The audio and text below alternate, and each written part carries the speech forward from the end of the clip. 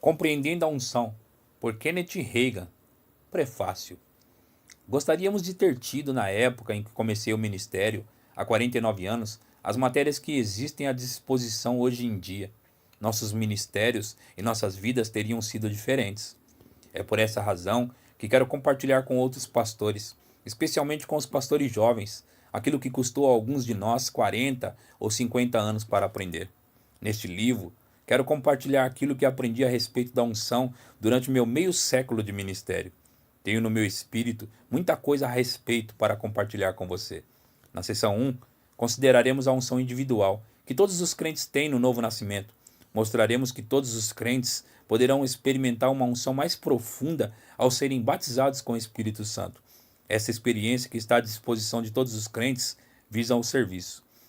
Na seção 2, veremos que também existe uma unção do Espírito Santo sobre os dons do ministério, uma unção que acompanha os ofícios. Graças a Deus pelos dons do ministério que Ele colocou no corpo de Cristo, a fim de que cresçamos. Graças a Deus pela unção nos homens e mulheres que Ele chamou para esses ofícios. Há uma unção ainda mais forte, a unção coletiva, que paira sobre a igreja. Estudaremos essa unção na seção 3.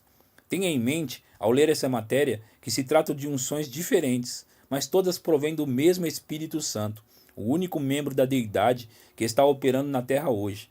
Você descobrirá que nada existe como a manifestação da glória de Deus. Uma vez que você sentiu o sabor dela, nada mais lhe satisfará. Seção 1. A unção individual. Capítulo 1. A unção sobre Jesus. Nos tempos do Antigo Testamento, o leitor comum, hoje o chamaríamos dos crentes, não tinha unção dentro ou sobre ele. A presença de Deus era mantida fechada nos santos dos santos, no templo. Deus, porém, ungia o rei para ocupar aquele cargo. Ele ungia o sacerdote para ocupar o cargo dele, e ele ungia o profeta para ocupar o seu respectivo cargo. O Espírito Santo vinha sobre esses três tipos de indivíduos a fim de capacitá-los a exercer seus respectivos cargos. Davi recebeu todas essas unções. Davi era rei e também era sacerdote e profeta. No Salmo 92, Davi diz: derrama sobre mim o óleo fresco, versículo 10. O óleo simboliza o Espírito Santo. Frequentemente precisamos de uma nova unção. Unções hoje. Deus ainda está ungindo profetas hoje. Esses profetas são porta-vozes dele. O cargo profético inclui tudo aquilo que fala em prol de Deus, todos os cargos de ensinar e de pregar, portanto. Mas especialmente o do profeta, porque aquela é a unção envolvida. Deus ainda está ungindo as pessoas para pregar, testificar e para cantar. Ele ainda está ungindo os sacerdotes. Qual era a função do sacerdote? Representava outras pessoas. Estas não podiam entrar na presença de Deus nos santos dos santos. Mas o sacerdote, o sumo sacerdote, podia entrar no santo dos santos e assim era o intercessor pelo povo. Deus ainda está ungindo intercessores. Ele está ungindo pessoas para ocuparem. Nisso há uma unção. E ele está ungindo reis. Todos nós somos reis. Glória a Deus. Romanos 5,17 diz que reinaremos em vida. É por causa da unção que podemos reinar. Outra referência no Antigo Testamento à unção inclui o texto de Zacarias e de Isaías. Zacarias 4,6. Prosseguiu ele e me disse: esta é a palavra do Senhor a Zorobabel, não por força nem por poder, mas pelo meu espírito, diz o Senhor dos exércitos. Sempre pensamos na força e no poder em conexão com o Espírito de Deus. Quando Deus fala da força e do poder neste texto, ele se refere à força humana. Está dizendo a Zorobabel: não é pela força de um exército, mas é pelo meu espírito que a batalha será ganha. É pelo Espírito de Deus que vêm as vitórias, e não pela mão do homem. Isaías 10:27. E acontecerá naquele dia que a sua carga será tirada do teu ombro, e o seu jugo do teu pescoço, e o jugo será despedaçado por causa da unção. Às vezes, invertemos a ordem daquela expressão e dizemos: é a unção que despedaça o jugo, ou quebra. Trata-se de dizer exatamente a mesma coisa. O jugo será despedaçado por causa da unção. A mesma coisa se aplica à nossa vida e ministério hoje. o jugo da enfermidade ou de qualquer coisa que o diabo procura impor sobre nós será destruído por causa da unção. No Novo Testamento, vemos como a unção estava sobre o ministério de Jesus e podemos aprender a respeito de ministrar a unção. Então Jesus, no poder do Espírito, regressou para a Galiléia e a sua fama correu por toda a circunvizinhança e ensinava nas sinagogas, sendo glorificado por todos. Note que o versículo 14, a palavra poder, é usada em conexão com o Espírito Santo. Combinando esses dois versículos, poderíamos dizer: ele regressou no poder do Espírito e ensinava, ou ele ensinava no poder do Espírito, pois existe uma unção para o ensino. Lucas 4, do 14 ao 19. Vamos ao versículo 16. Indo para Nazaré, onde fora criado, Jesus entrou num sábado na sinagoga, segundo o seu costume, e levantou-se para ler.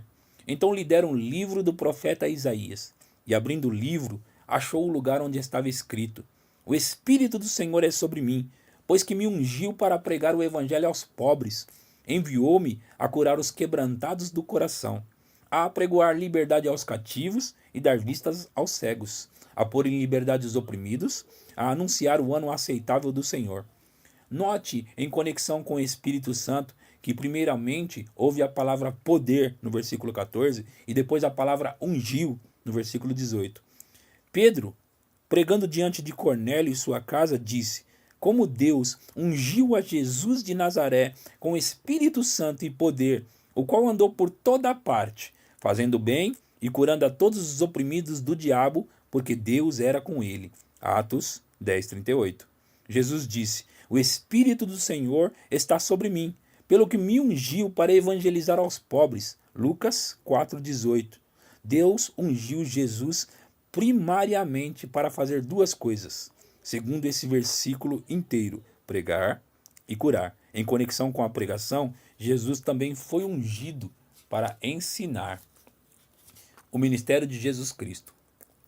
Quando consideramos o ministério terrestre do Senhor Jesus Cristo, a maioria das pessoas responde imediatamente: pois não, mas ele era o Filho de Deus. E é claro que ele era. Mas o que tais pessoas deixam de levar em conta é que ele, como Filho de Deus, era uma coisa, e ele, como uma pessoa ministrando, era outra. Ele não ministrava como Filho de Deus, ele ministrava como um mero homem ungido pelo Espírito Santo. Se as pessoas apenas parassem e pensassem um pouco, perceberiam esse fato no trecho das Escrituras que estávamos estudando supra em Lucas 4. Ele estava na sua cidade natal de Nazaré num sábado. Foi para a sinagoga e lhe deram um rolo de Isaías para ele fazer uma leitura. E leu a passagem que estudamos supra: o Espírito do Senhor está sobre mim, pelo que me ungiu para evangelizar aos pobres. Lucas 4:18. Depois de acabar a leitura, Jesus devolveu o rolo ao assistente e sentou-se e começou a ensinar o povo. Ele disse: hoje se cumpriu as Escrituras que acabais de ouvir. Versículo 21. Se Jesus estivesse ministrando como Filho de Deus, ele não teria nenhuma necessidade de ser ungido. Ou se ele estivesse ministrando como Deus manifesto na carne, Deus não teria necessidade de ser ungido. Quem irá ungir Deus? Em Filipenses 2:7 está escrito que Jesus a si mesmo se esvaziou, assumindo a forma de servo, tornando-se em semelhança de homens. Esvaziar-se significa que ele deixou de lado ou se despojou de seu grandioso poder e glória. Quando ele veio a este mundo, apesar de ser ele o Filho de Deus, ele veio como um homem. Como ele o fez? Não sei. A Bíblia diz que ele fez, e eu assim o creio. Conforme já falei muitas vezes, Jesus era tanto Filho de Deus quando tinha 21 anos de idade, quanto o era quando ele tinha 30 anos de idade. Era tanto Filho de Deus quanto tinha 25 anos, quanto quando tinha 30. Ele era igualmente o Filho de Deus durante todos aqueles anos, 25, 26, 27, 28, 29, não é verdade? Apesar disso, durante todos aqueles anos, ele nunca, nenhuma pessoa operou um milagre. Como sabemos disso? Porque a Bíblia assim o diz. A Bíblia nos conta que Jesus foi ungido depois de ter sido batizado por João no Jordão. quando o Espírito Santo veio sobre ele em forma corpórea como de pomba. Lucas 3:22. Deus falou do céu e disse: Este é o meu filho amado, em quem me comprazo. João 2:11. Jesus tinha de ser ungido antes dele poder curar, porque ele tinha deixado de lado seu grande poder e glória, como filho de Deus, quando se tornou homem. Embora em pessoa ele fosse o filho de Deus, no poder ele não era o filho de Deus. Embora isso talvez soe como paradoxo, você pode entendê-lo? Quando as pessoas dizem, certo, mas Jesus era o filho de Deus, essa ideia o coloca numa classe à parte quanto ao ministério. Isso significa que ninguém mais poderia ministrar daquela maneira e nem sequer chegar perto de agir assim, se Jesus está numa classe à parte quanto ao ministério. Ora, como pessoa, por ser o filho de Deus, ele está numa classe à parte, mas no ministério ele não está numa classe à parte. Por quê? Você se lembra daquilo que Jesus disse no Evangelho segundo João? João 14:12. Em verdade vos digo, que aquele que crê em mim também fará as obras que eu faço, e as fará maiores do que esta, porque eu vou para junto do Pai.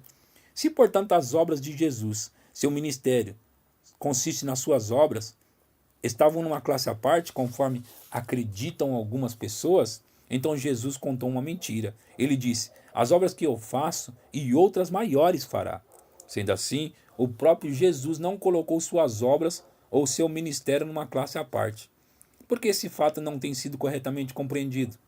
Não temos estudado com eficiência a palavra no tocante a esse assunto, por passarmos por uma lavagem cerebral na religião. Temos pensado, afinal das contas, não há necessidade de pesquisar esse assunto, porque Jesus é o Filho de Deus, e de qualquer forma eu não poderia ministrar daquela maneira. E assim, obviamente, saímos perdendo. Jesus nos quíntuplos ministérios. Paulo escreveu em Efésios 4:8 que quando Cristo subiu às alturas, ele deu dons aos homens. Quais foram esses dons? Estão alistados no versículo 11. E ele mesmo concedeu uns para apóstolos, outros para profetas, outros para evangelistas e outros para pastores e mestres. Estes são comumente chamados os dons quíntuplos do ministério. Na realidade, Jesus estava em todos esses ministérios quíntuplos, cada um deles, e ele é o nosso exemplo em cada um deles. Primeiro, ele estava no cargo de apóstolo. Ele é chamado apóstolo no capítulo 3 de Hebreus. Hebreus 3:1. Por isso, santos irmãos, que participais da vocação celestiais, considerai atentamente o apóstolo e sumo sacerdote da nossa confissão, Jesus. A palavra grega apóstolos, traduzida por apóstolo, significa uma pessoa enviada. E Jesus é o exemplo supremo de uma pessoa que foi enviada. Ele foi enviado por Deus e pelo Espírito Santo. Segundo, Jesus estava no cargo de profeta. Jesus se chama de profeta no capítulo 4 do Evangelho segundo Lucas. Nenhum profeta é bem recebido na sua própria terra.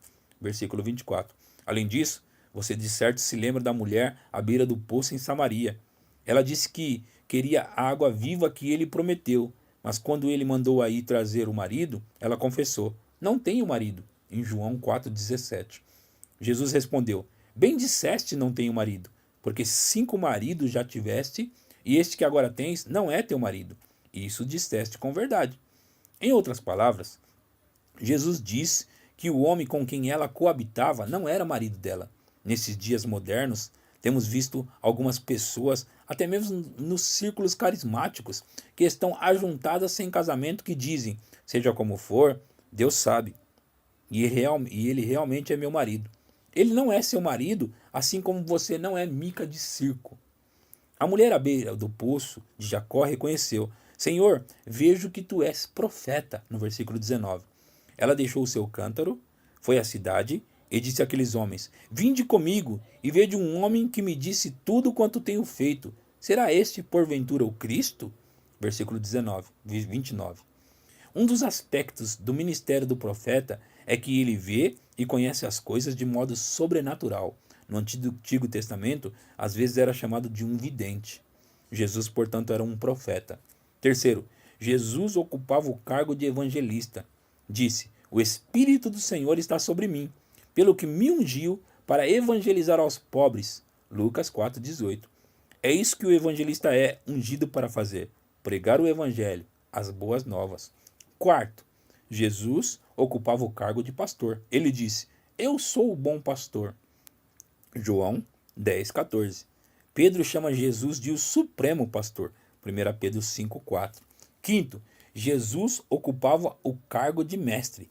Os 4 evangelhos dizem mais a respeito da obra de ensinar do que a respeito de qualquer outra coisa sobre Jesus.